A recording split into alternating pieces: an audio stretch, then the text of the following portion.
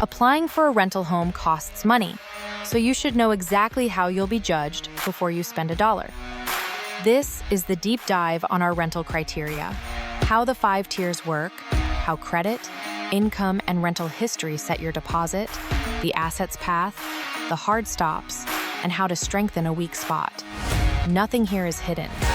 It's all published on our site. First, the single most important idea: your tier is decided by the home's monthly rent, not by your income. Tier 1 covers homes renting under about $1,200 a month. Tier 2 runs to just under $1,800, Tier 3 to $2,500, Tier 4 to $3,500, and Tier 5 is everything above that. The higher the rent, the higher the bar for credit, income, and history.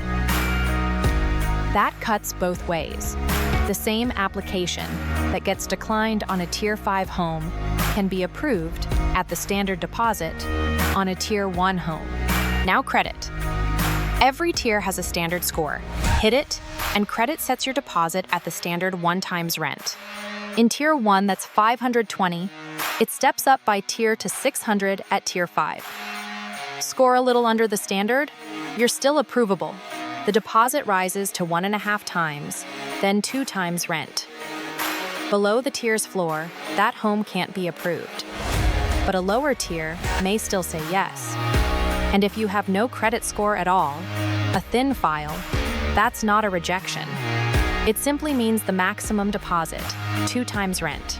Income counts everyone on the lease, combined gross income of all applicants. The standard is 3 times the monthly rent. The top tiers ask a little more, 3.25 at Tier 4, 3.5 at Tier 5. Earn a bit less than the standard? That's not a no. It shifts your deposit to 1.5 or 2 times rent instead. Self-employed? Your income counts the same. Verified with 2 years of tax returns or a CPA prepared profit and loss, plus recent bank statements. What if your income is light, but your savings are strong? Retirees or between roles. There's an assets-based path, and hear this clearly first. Prepaying rent doesn't replace screening. It's an income exception only.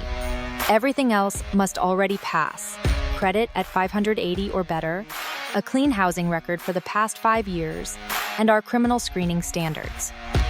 Then 2 things: verifiable liquid U.S. balances, bank, CD, or T-bill statements, covering the full lease term's rent plus the deposit, and at signing, the full term's rent prepaid with a 2 times deposit.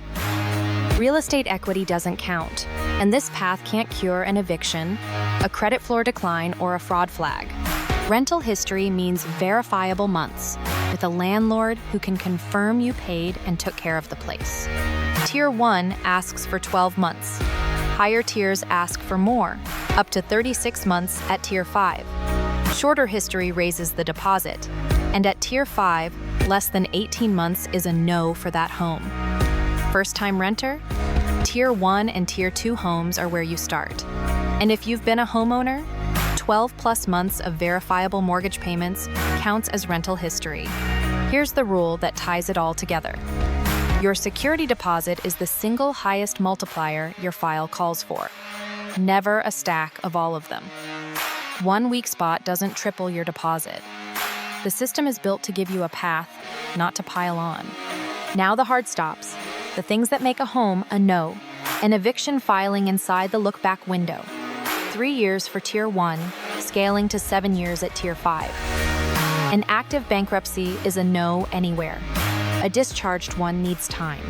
A year for the lower tiers, up to 3 years at Tier 5. Your record with your current landlord matters.